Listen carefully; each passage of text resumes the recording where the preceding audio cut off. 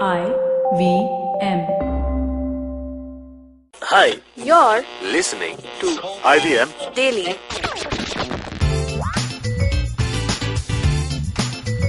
Hello and welcome to a brand new episode of IVM Daily. It's a brand new week and we're going to talk about, before I tell you what I'm going to talk about, I'm going to introduce the person who's with me in the studio. Thanks for forgetting the mentioning part. It's none other than Kartik Mohan. Woohoo! Yeah, last time me and Kartik were in the studio, we talked about poop. And shit. And shit. And toilet. Today, the subject is not that gross. But we're going to talk about wrestling for a change. Yeah. Me and Kartik both follow professional wrestling pretty closely. When I say professional wrestling, I mostly mean WWE. WWE, World Wrestling Entertainment. And something very interesting has been happening in WWE in the past 1 year or so. A year or two. A year or two, but mostly in the past 1 year. Yeah, we're going to talk about that. So I've been someone who's been following WWE back when it was WWF from around 97, 98 when the Attitude, what was then known as the Attitude Era, and from then till now. And the reason I decided to do this particular topic is because for the last 1 year or so, if you haven't been following professional wrestling, the women's division of WWE has grown leaps and bounds. Some really good professional women wrestlers have come to the forefront, and they're pretty much holding the company on their shoulders. Absolutely. After the latest Survivor Series match, the Survivor Series 2018. Yeah. So it's women's wrestling that's trending. That's the main focus. Yeah. I'll mention a couple of names. This idea came into my mind because there's one particular wrestler called Becky Lynch. And for the first time in my memory, I think like the most primary wrestler of WWE is a woman right now. Yeah. Like back in the 90s and early 2000s, or even throughout the 2000s, you did have women wrestlers, but the main guys were always Stone Cold or The Rock or John Cena, The Undertaker. Yeah. And then there were the women wrestlers. Once in a while you'd have, you had Lita, Trish and all these. Then after that, they got more into the lingerie matches and all those matches. Like they were just eye candies for the company, I would say. So in about from like the late 2000 till the mid 2010s, they had the Divas division, which was where women wrestlers were presented as more of glamour rather than their wrestling was the secondary aspect. The glamour aspect was given more prominence. But from the last 1 year, so 3 wrestlers come to mind instantly. Actually more. I would say 4. Yeah, I'll just mention them. You can add to them. Of course, I mentioned Becky Lynch, Ronda Rousey, the MMA fighter Ronda Rousey has the legend, the MMA legend. Is now a full-time professional WWE wrestler. And I think when someone from MMA comes to wrestling, it kind of gives more sort of authenticity and the physical aspect of it as well. If you look at her matches, it's more like it's very brutal and something similar to Brock Lesnar. Yeah. So they're very brutal. I mean, when I see Brock's matches, I feel Brock. I mean, I don't get this. I mean, his matches are kind of lazy. Like he just has repetitive.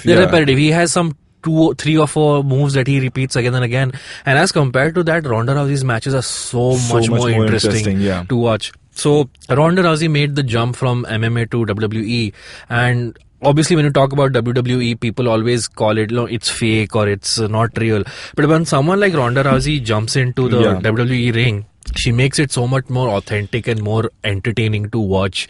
And the third name that comes to my mind is Charlotte Flair. Oh my God. The legendary Ric Flair's daughter. And she is, I would say she is the most physically, like the stronger version of like, you can basically call her as a male, like you can categorize her as a modern China, or I would say definitely say with that. Yeah, I mean, and she's more athletic than China.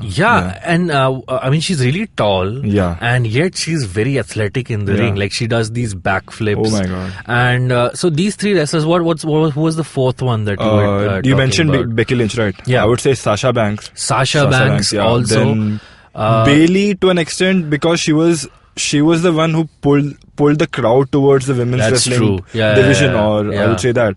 So And also Mickey James, Asuka, I think Asuka, who comes is from Japan, comes from New Japan Pro Wrestling. Yeah. So there's this really great culmination of various wrestling promotions who have women from promotional wrestling who have come to WWE and are putting on such a great show. And just to give you an example how much women's wrestling has advanced in the last 1 year, for the first time there are rumors that the WrestleMania main event for 2019 will actually be Ronda Rousey versus Charlotte Flair. I mean, we could never imagine like a main event WrestleMania match. People are waiting for a match like this. Yeah. For like the moment when Ronda Rousey arrived, she made her. I remember the moment when she made her debut on Raw. Yeah. The night after WrestleMania. Yeah. So even back then, I guess it was Charlotte who was holding the Women's champion. The women's champion, Becky Lynch, the SmackDown champion, and Asuka, and then Asuka came out, and then Ronda Rousey came out, and I was expecting that there should be a match, and there should be, and then it happened in Survivor Series, Right. But yeah, it was okay. The match was amazing, but the decision, I would say, it was looking pretty much evident that they were pushing it for WrestleMania main event. Right. So yeah, the disqualification and all. Right. Yeah, but it's great. I mean, you mentioned Survivor Series, and I think, of course, before Survivor Series, the very first all-women pay-per-view event for WWE also happened. It was called WWE Evolution, and it was as good as any other WWE pay-per-view event. It wasn't like we missed watching male wrestlers or we missed watching something was missing in the event. It was a full-on proper wrestling, fabulous matches, great athletic abilities, great storytelling. All of that was very well done. And I feel we should credit the fact that it was pushed by Stephanie McMahon somewhere. Be it the first Elimination Chamber match, the first Hell in the Cell match. Yeah. Now you have Rumble, you have women's Royal Rumble happening, like everything that was so far only thought of like a male domain in wrestling. Now there are female versions of it as well, and they are as good, if not better, than the and the brutality matches involved. I don't remember her name, but she's from NXT. She recently had a match. Nia Jax? No. Ember Moon? No. Wait, let me complete. Kairi Sane? So she was a part of Sanity. Okay. So I don't remember the name. So even I like her persona as she acts as a lunatic wrestler.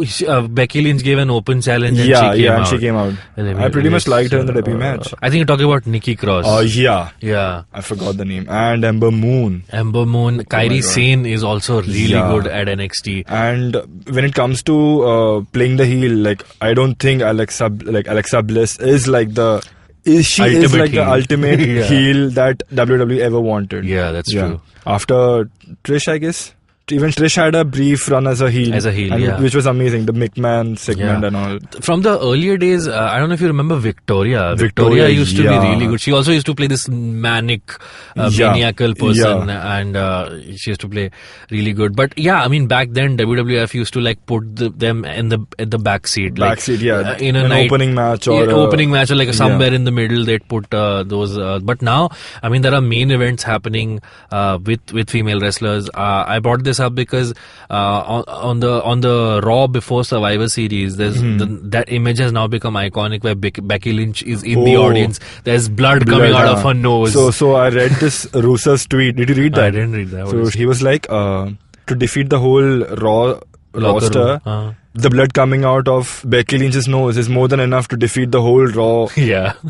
So the roster. Yeah. So that moment was. Yeah, and the wrestler responsible for her nose breaking was Nia Jax, and now WWE very cleverly has used that, and they're making Nia Jax into a heel. And I noticed, be it a match with Nia Jax, if you're having a match with Nia Jax, you're supposed to get hurt. Right. She handles her opponents I don't know. Yeah. I guess even Brock Lesnar is.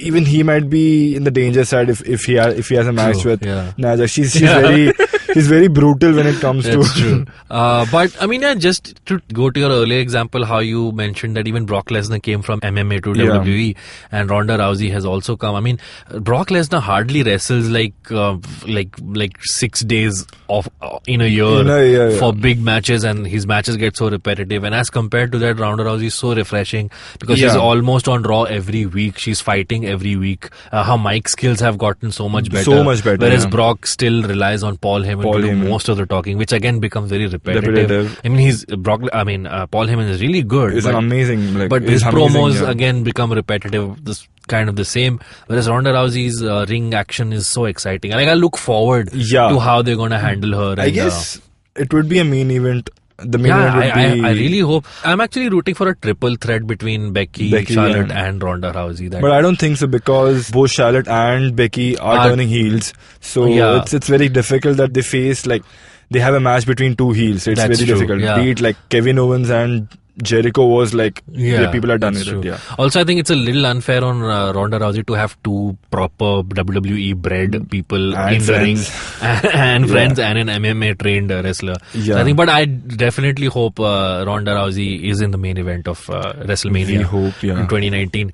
And also, I'm pretty sure, so the sort of benchmark that you have made it in the WWE is if you are on the cover of their video game, right? Yeah. I'm pretty sure they're going to have either Becky Lynch or Ronda Rousey in the 2K20 version of the game. Yeah. So I'm just I don't it's an off topic, but I guess the Brock Lesnar Daniel Bryan match was amazing. Right. Yeah, because I feel if Brock Lesnar is put into that challenge, or a wrestler who's capable of handling they always say that Brock Lesnar needs a good opponent to sell the show. Right. So I guess it depends on the opponent as well. Beat Braun Strowman. Yeah. So you want opponents like them, beat Roman Reigns. Yeah. Yeah. Roman Reigns versus Brock Lesnar matches are good. Yeah. I would say. I read a tweet somewhere, I think, that when, you can clearly make out when Brock Lesnar is having a good time with the match when he gets an interesting opponent. Yeah, beat AJ Styles, the last Survivor Series. Exactly. So you can make out when Brock Lesnar is he's going through, when he's just there to do a job and when he's actually enjoying the match. And I think the Daniel Bryan Brock Lesnar match was one of those where you could see his involvement in the match. But that was just an aside. We were talking about women's wrestling. A lot of exciting things happening in women's wrestling. So if you're someone who has not been watching WWE for a while, it's a great time to tune in now. Yeah, absolutely. There's Survivor Series just wrapped up. There's Royal Rumble coming up. There's WrestleMania coming up. And a lot of women wrestlers are at the top of their game. And we hope to see some really great matches. This almost makes me want to do a wrestling podcast by the two of us. Let's do it. Let's do it. This idea. If you smell, there's a wrestling podcast coming. Alright, so if you want to listen to that podcast, do write into us. You can reach out to us on social media. We are at IVM Podcasts on Facebook, Twitter and Instagram. You can reach out to me personally on Twitter. My Twitter handle is at Abbas Momin. And Kartik? I'm Grow Up Mohan on Twitter and Instagram. Alright, so that was our very athletic and aggressive episode about the WWE and the women's division on IVM Daily. We will see you on another episode tomorrow. Till then, bye-bye. Bye.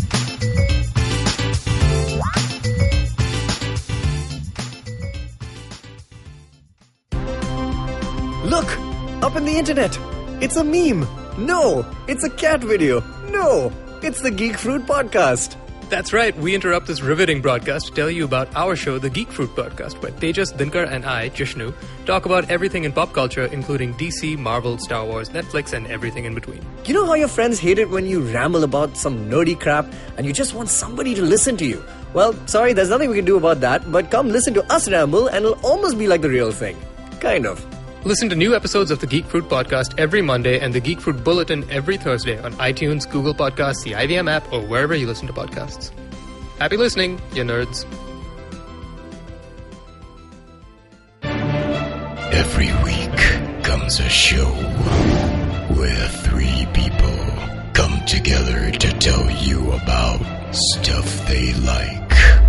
A movie, a TV show, a book, and other stuff. IVM Podcast app to IVM Likes. Batman approves this message. Thank you, Hey Batman. everybody, it's another awesome week on IVM Podcast. If you're not following us on social media,